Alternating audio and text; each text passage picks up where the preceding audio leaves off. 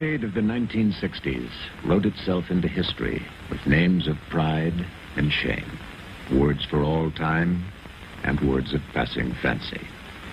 The decade created a new vocabulary of the magnificent and the minuscule.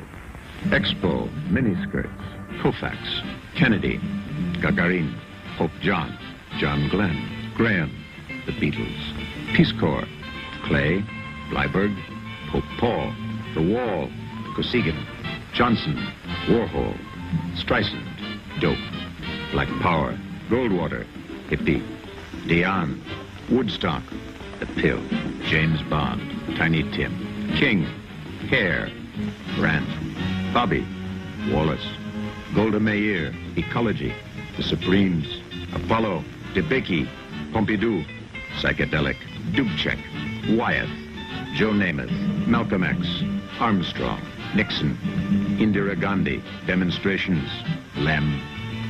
But no name, no single word repeated itself as often on the pages of the 1960s and with so much controversy as the name Vietnam.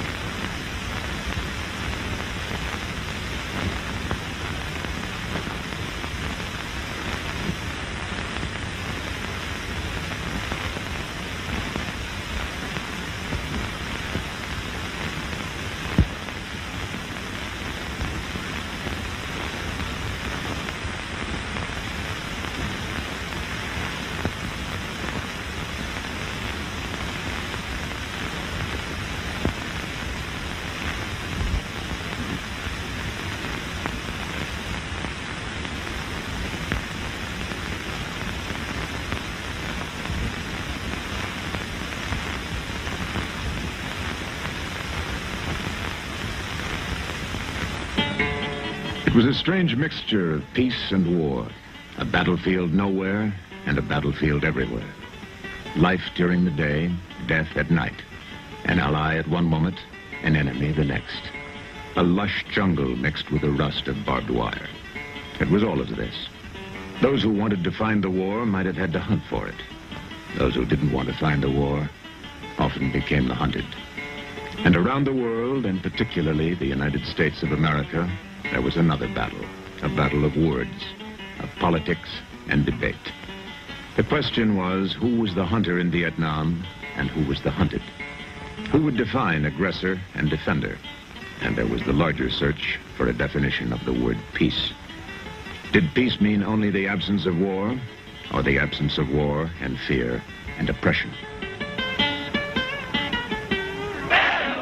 This film is a story of the 1960s in two parts. The story of both conflicts, of war and debate. In the 1960s, many Americans did not believe the United States should help South Vietnam, and dissent and demonstrations became, to some, a way of life. But in the beginning of the 1960s, the threat and the prophecy were clear. I think we faced an extremely serious and intensified struggle with the communists, whom we've talked about and read stories of 7,000 to 15,000 guerrillas operating in Vietnam, killing 2,000 civil officers a year, 2,000 police officers a year, 4,000. Now, there's been an election in Vietnam in which 75% of the people, or 80%, endorse the government.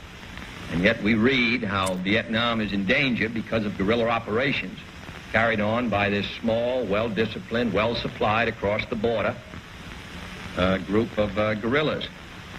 How we fight that kind of a problem, which is going to be with us all through this decade, seems to me to be one of the great problems now before the United States.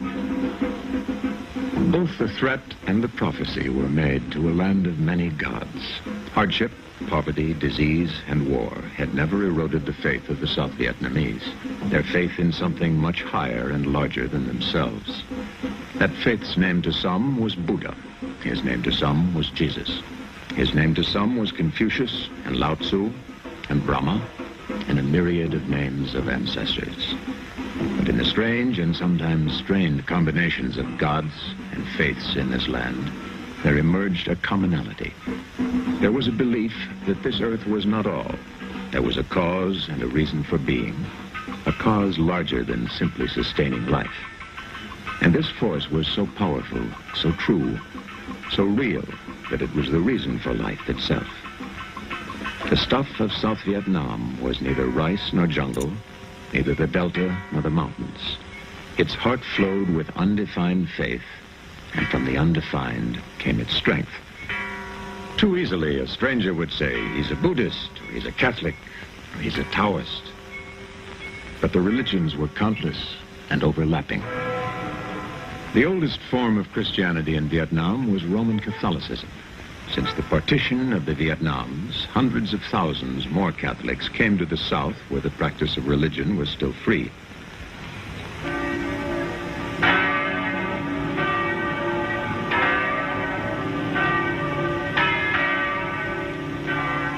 The country was as mixed as its gods and faiths. The urban lives of Saigon, Hue, Dalat, and Da Nang, Nha Trang, and Vung Tau were full of cluttered patterns. Students and merchants and lovers and shoppers met in the splendor of an Asian disorder.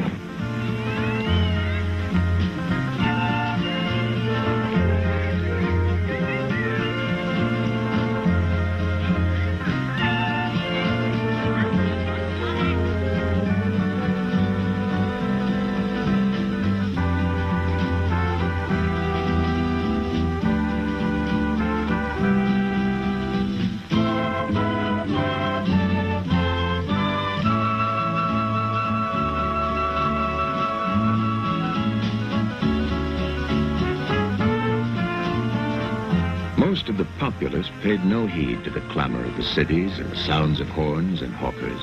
90% lived in the uncluttered fields, where they found in the land an uncommon contentment and an orchestration of their life and religion, of their earth and sky, of their work and love.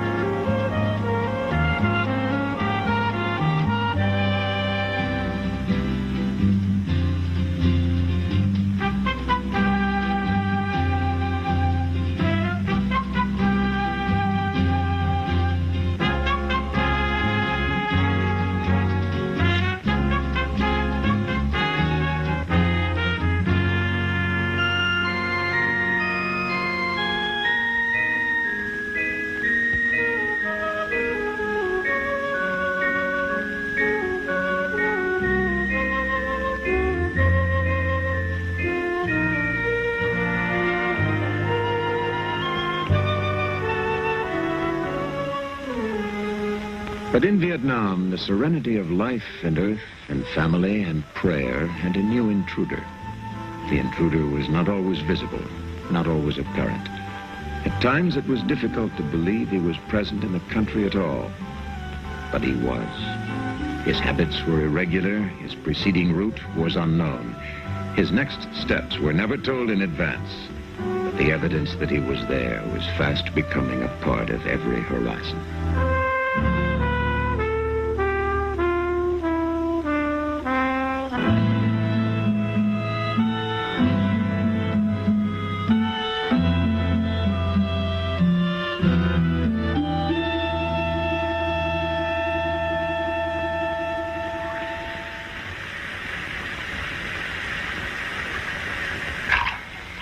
The intruder changed the horizons of rural South Vietnam and the skylines of urban South Vietnam.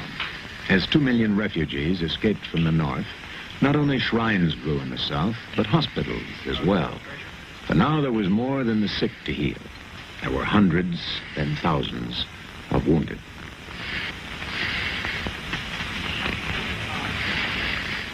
Let's have another recital, please.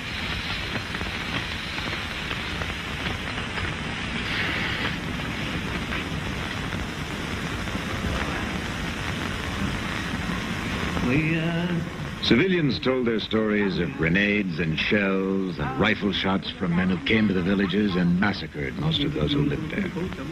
They talked of pillage and fire and atrocities by the Viet Cong and by men who came from the north. The ones who still lived wore deep scars. The memory of a single day would last through their lifetimes, in their minds and on their bodies.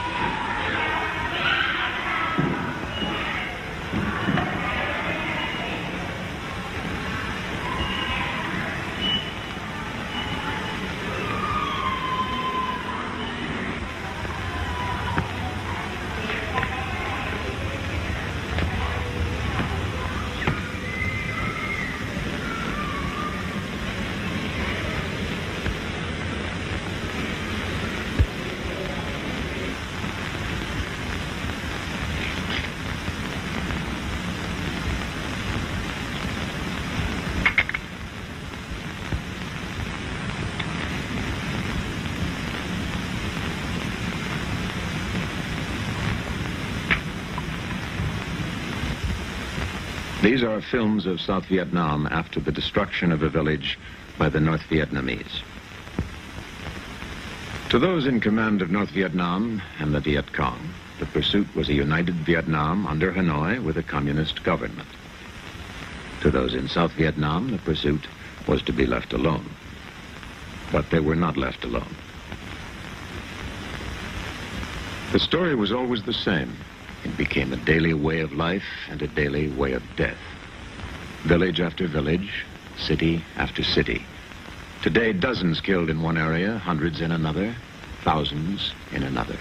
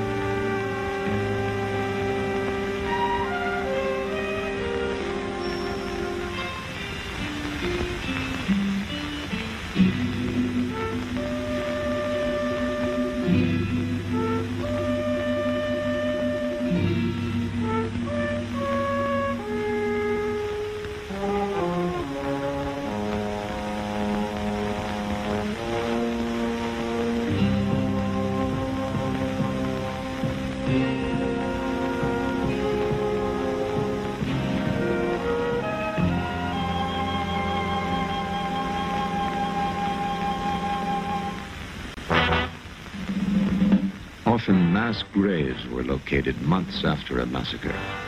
The ones who were previously known only to be missing were found, identified, and buried.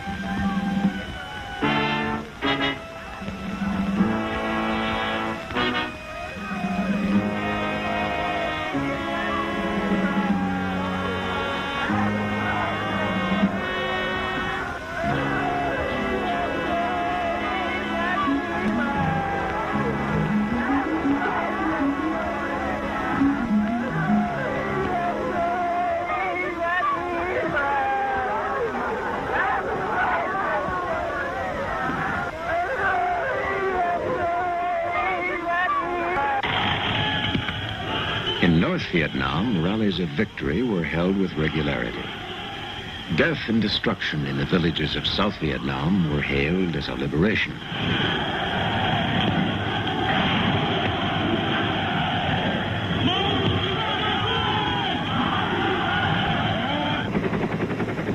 The South Vietnamese reacted with missions to search for and destroy the weapons used against them. In the early 1960s, reconnaissance flights began. From the air, the land looked lush and innocent.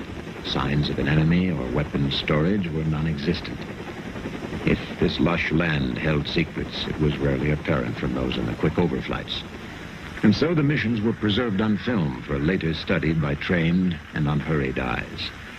Each flight brought to Saigon a precious cargo of photographs.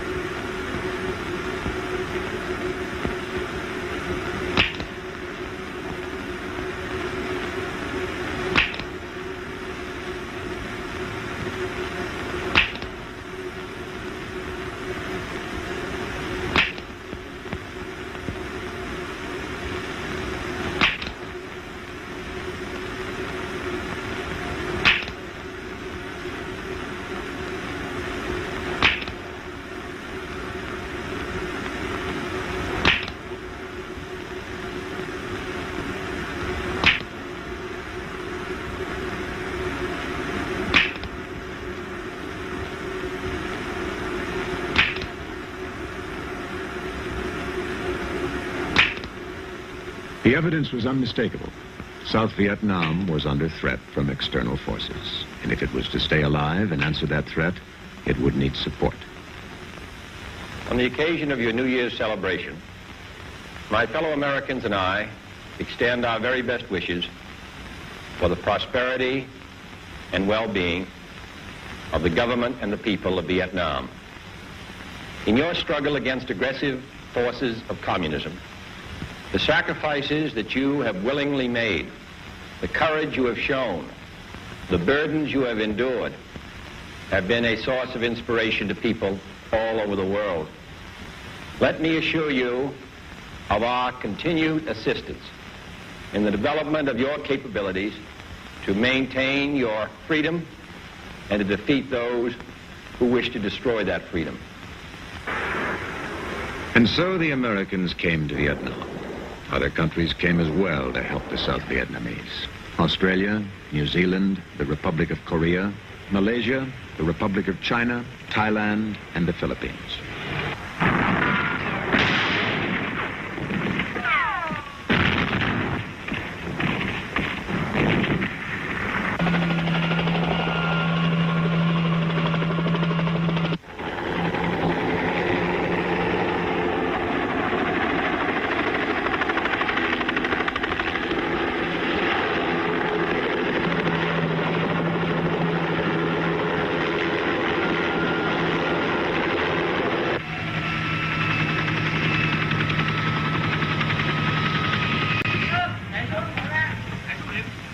Just beyond the village were the Viet Cong and the North Vietnamese.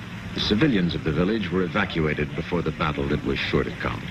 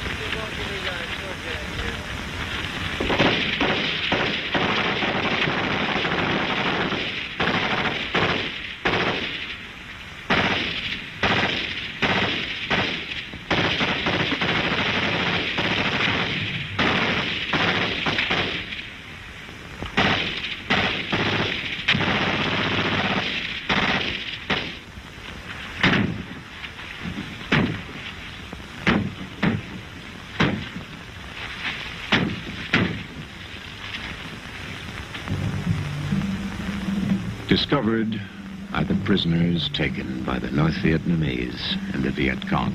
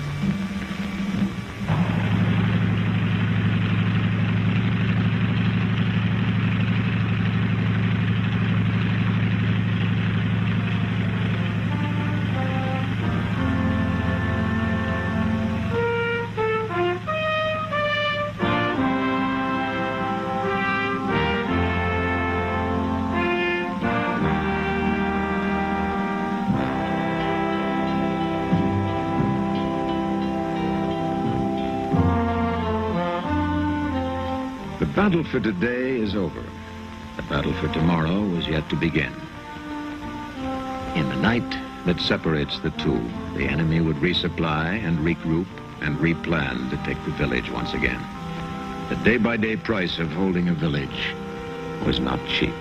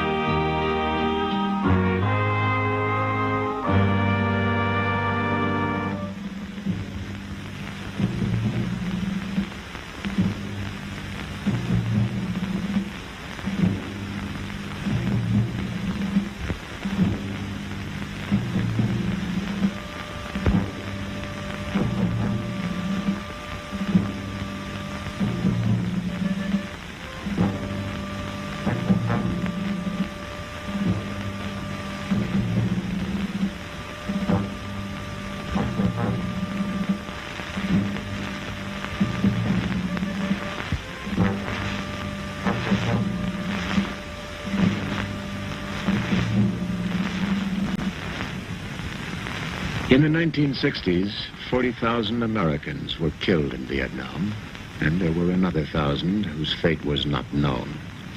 And the wives of the missing appealed to the representatives of North Vietnam. We are very puzzled about why they won't tell us whether or not the men are alive or dead. It seems a very simple thing for them to do. They have told many wives to come back and demonstrate against the United States government. And they implied that we should join the Women's Strike for Peace and that this would be the most helpful thing that we could do to help our men. Once we educate the general public, not only in this nation but worldwide, to the true facts that these men are in fact not being treated the way Hanoi would like to paint the picture, then I believe public pressure will be brought to bear upon Hanoi, and they will be shown up for the dishonesty and distruth that they are putting forth. We tell the world, we have not heard. We do not know. Please just let us know if our husbands or sons are alive. This is so little to ask. I've gone to see Senator McGovern since he has been to Paris and has talked with the North Vietnamese. I have written to Secretary General U Thant at the UN, and I have written to Xuan Thuy several times, have not received a reply. In one of my most recent letters to Senator Fulbright, I said, last summer I wrote to you asking for an appointment with you and expressing the idea that the most vociferous critics of the war had very probably lengthened the war and thus had a detrimental effect on the possibility of release for the prisoners. At that time, you refused to see me on the grounds that my idea was so preposterous, and that was his phrase, that visiting with me would serve no purpose. We're going back today to Paris in hopes of finding the information that we originally went there seeking. On September 17th, the North Vietnamese promised to send us letters regarding our husband's status and well-being. We have not to date received those letters. We still want to know about our husbands. We want to know what we can tell our children concerning their fathers. Well, yes. At the beginning, the real rough treatment came at first when they were trying to get military answers from you, and then after that, they tried to force you into appearing before these delegations to say that you had received humane treatment, and they would throw rocks at you and hit you and. One of the little ones came up and hit me in the side of the mouth, and it dislodged a filling. But and then once I got to the camp, they refused to give me medical treatment, saying that I was going to die in 4 hours if I didn't give them information. I just finally passed out. The North Vietnamese tried to get Lieutenant Commander Stratton to appear before a press delegation and say that he had received humane and lenient treatment. He refused because his treatment hadn't been humane. He had been tied up to ropes, with ropes to such a degree that he still has large scars on his arms from the rope burns which became infected. He was deprived of sleep, beaten, had his fingernails removed, and put in solitary, but the North Vietnamese insisted that he make the false humane treatment statements and threw him into a dark cell alone to think about it for 38 days. I feel a strong obligation to the men back there. They know that I'm going to come back here and tell the truth, and that's what they wanted.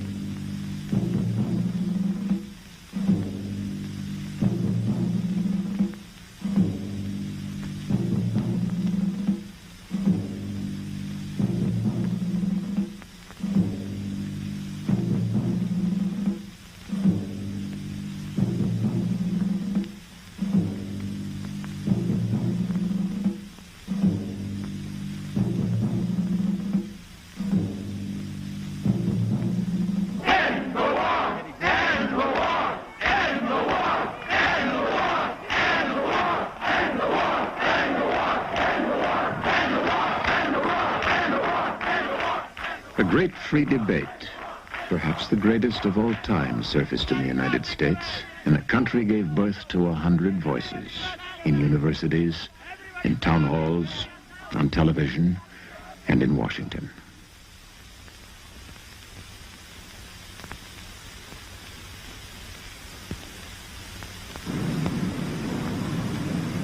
I'm opposed to this war not only because I think it is morally and legally wrong, but because I think it is destroying the good name and the leadership of the United States.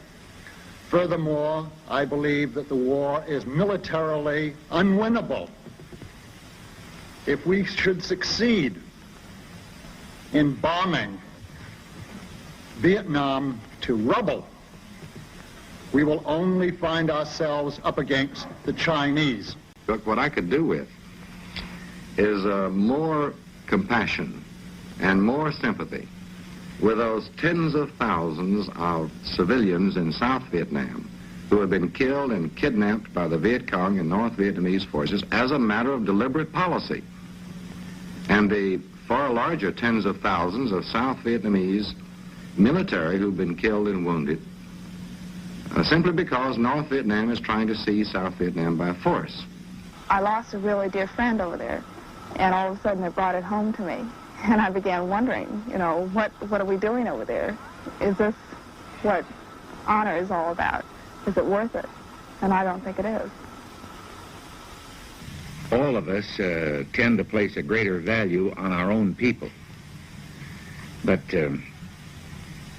can you really draw a line as to whether it's worth one American life if that, by saving that American life, you subject probably thousands of Vietnamese to death? Human life is human life. We believe that this war is illegal from every point of view, completely immoral, and I would like to add for myself that it's detrimental to the best interests of the United States. How do you feel about all the charges that America's immoral and wrong in this war? I feel they're false because I fought over myself, and I've seen it. Most of the people making these statements haven't been overseas in Vietnam. And if they could go over there and see what's going on, I think they'd think it was just war. And we just cannot now dishonor our word or abandon our commitment or leave those who believed us and who trusted us to the terror and repression and murder that would follow. I don't think there's any evidence or any real reason to believe that that kind of mass execution would take place. The very fact that practically 2 million of the North Vietnamese fled to South Vietnam to escape the communist regime is an indication of that this government did not represent the will of the people. Not only are we bleeding our men, having them die in Vietnam, we are spending at the rate of about $30 billion a year, $2.5 billion a month in Vietnam. Now that's more than we spend on our entire housing program. It's more than we spend on our entire poverty program in a year. And this money must be diverted back to our domestic needs, and we must end this futile war, immoral war. The Vietnamese have resisted the invasion of any and all outsiders, the French, the Japanese, and now the Americans.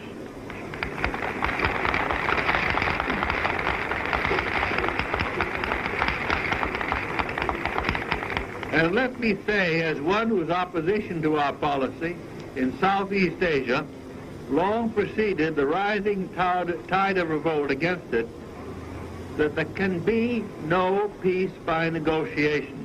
The NLF is part, of course, of South Vietnam, a part that is like an alien body, fed, supplied, supported, and kept up in some state of vigor by a hostile force outside the country, namely in North Vietnam. I wonder how we in this country, or somebody in any other Western European country, would feel if such a force existed within their ranks and somebody from the outside would tell us now, be a good boy and let those people determine your fate. It started out as a colonial war, it became a civil war, and we intervened on one side a thing which this country has never done before, and I hope never does again. Do you feel that what you've gone through and what you're going to have to go through the rest of your life was worthwhile? Yes, I do. Because I think just about all people should think of just one thing right now, and that's freedom. And the only way we're going to get freedom is to protect ourselves, whether it's in this country or in other countries that need our help. And I think a lot of people feel the same way as I do. Well, I've said that we ought to publicly indicate our willingness to accept a new government in South Vietnam, which would be a coalition government or a fusion government. I don't really care what they call it. You'd have to anticipate that it would include elements of the National Liberation Front, because this is really what the war has been fought about. The purpose of communists is to have a coalition government, and from that to dominate South Vietnam under the communist regime. And our people in South Vietnam don't like to have a communist. Well, to those who are flirting with communism, I can only say, have you ever lived under a totalitarian government? Well, I have lived under two types, National Socialistic as well as communism. And I know what I'm talking about. Why don't you ask a Hungarian or a Czech or a Pole or anybody else how they like it before you really ignore the facts of life and support something that you wouldn't want for yourself or for your children? If we cease bombing, we are, in a sense, not knuckling under, but calling the bluff of other governments who have said that this is the key, and confront them with the responsibility of following through with the imperative logic of their pronouncements in this respect. Well, it's a risk for peace. That might be one element, but I don't hear very many people talk about stopping the invasion of South Vietnam by the North Vietnamese. It seems to me that the two go hand in hand. There had been 4 or 5 bombing halts. The Soviets had asked us once to halt the bombing for 2 weeks. The suggestion being, the thought being, that they thought negotiations could begin within that period. And the bombing halt lasted for 37 days and was resumed when nothing had started. I have now ordered that all air, naval, and artillery bombardment of North Vietnam cease as of 8 a.m. Washington time, Friday morning. This is the kind of peripheral struggle that I think should be compromised. Now, I don't mean by that we run out and run it. I don't advocate we just say forget it at all. But it isn't of the kind of importance that surely would cause great nations to go to an all-out war.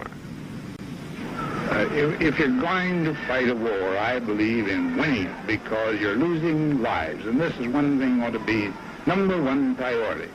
And whenever you get into war, my own idea is get everything you can, fast as you can, use everything you can, and get it over with.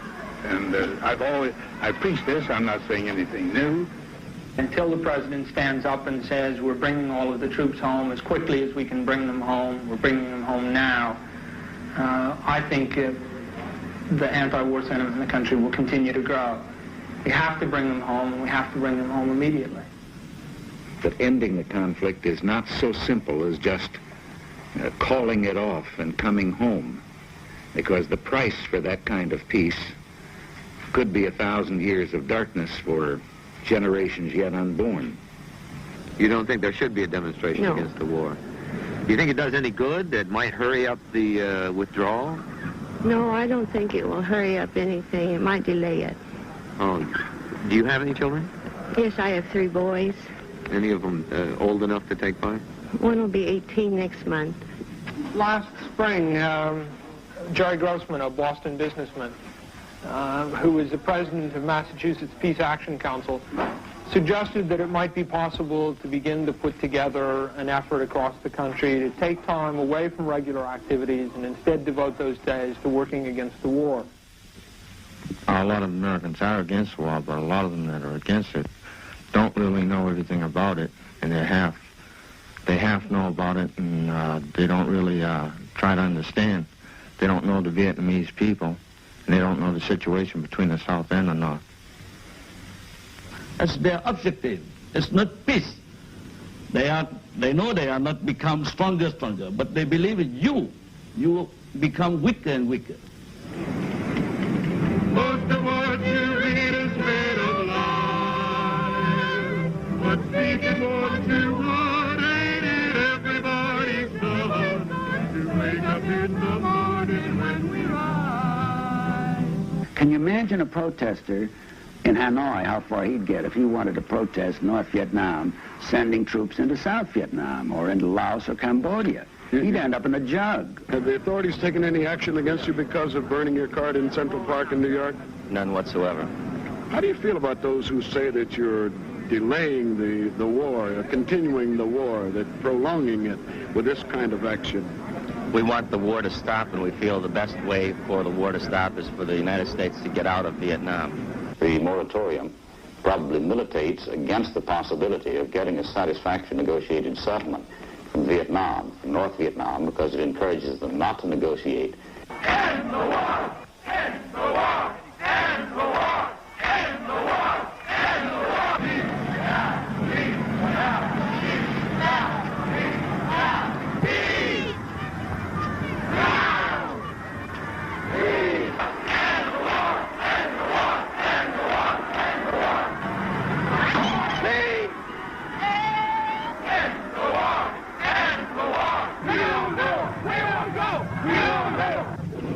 You stupid idiots, you know. What's your name, sir? Never mind my name. I'm from Hungary. I'm a freedom fighter. I fought the communists. The bastards. Those idiotic anti-communists. You stupid idiots.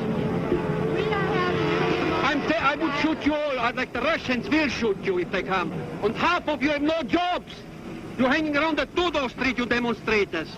You should be out working or do something in the hospitals. It's a disgrace what you are doing here against your own country. I'm ashamed for America, and I'm not an American. I'm a Hungarian. You have died in this war. The many people who died, people die since time immemorial. That's nothing new. People is dying for freedom. People has to die for their children, for their future, for a free America like you here now. You couldn't walk around in Peking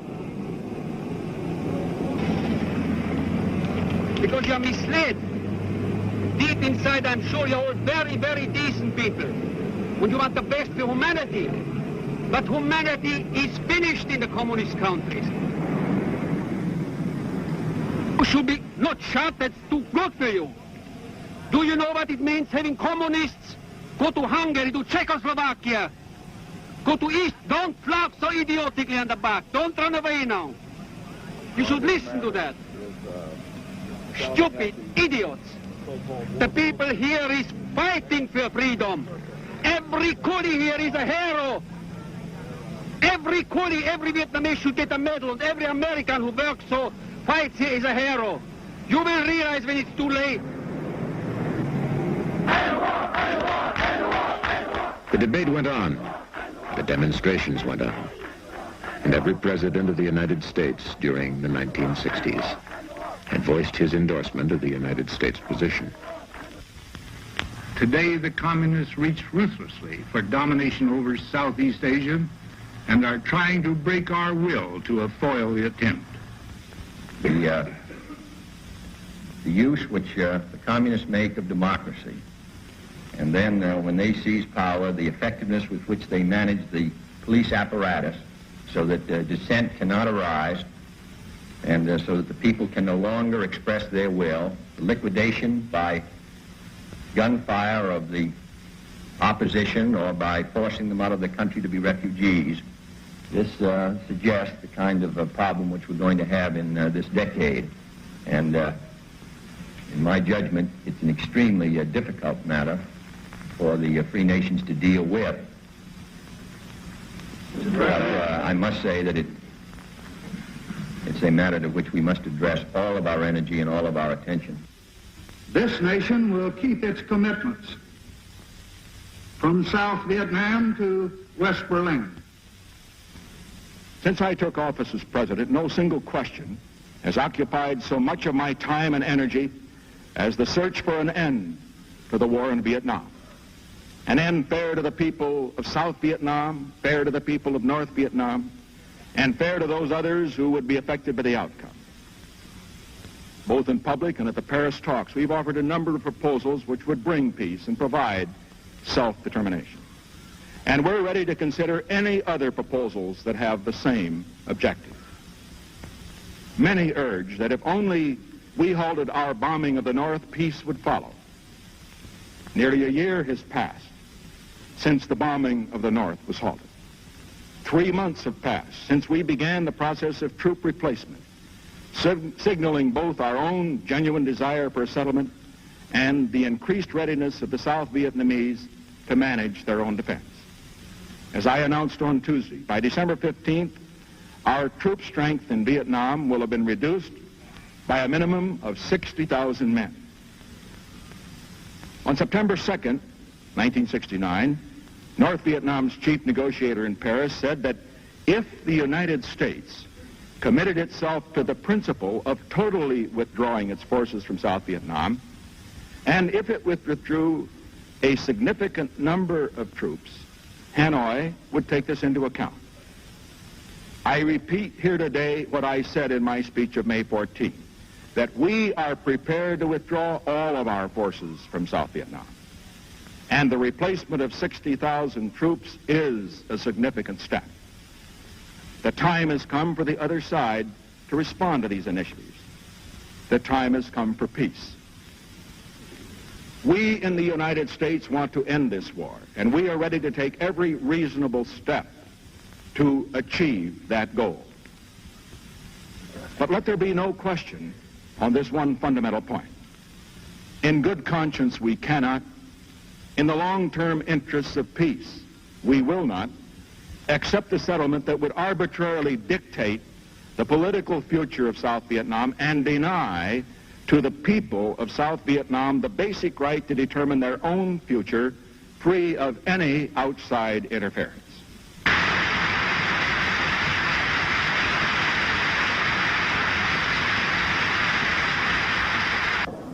But the demonstrations and parades continued with a yell of "Hell no, we won't go."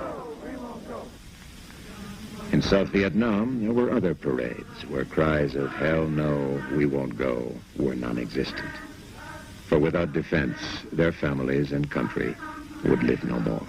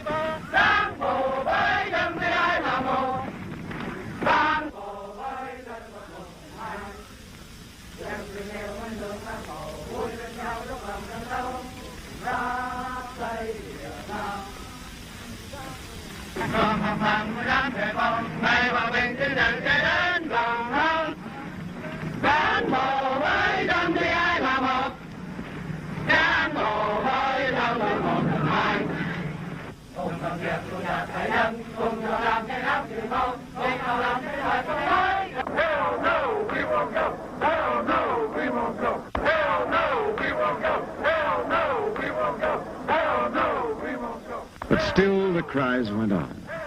Into the closing nights of 1969, candlelight parades marched down Pennsylvania Avenue in Washington. And the freshly lit torch became one symbol to one group in one land. And it became another symbol to another group in another land.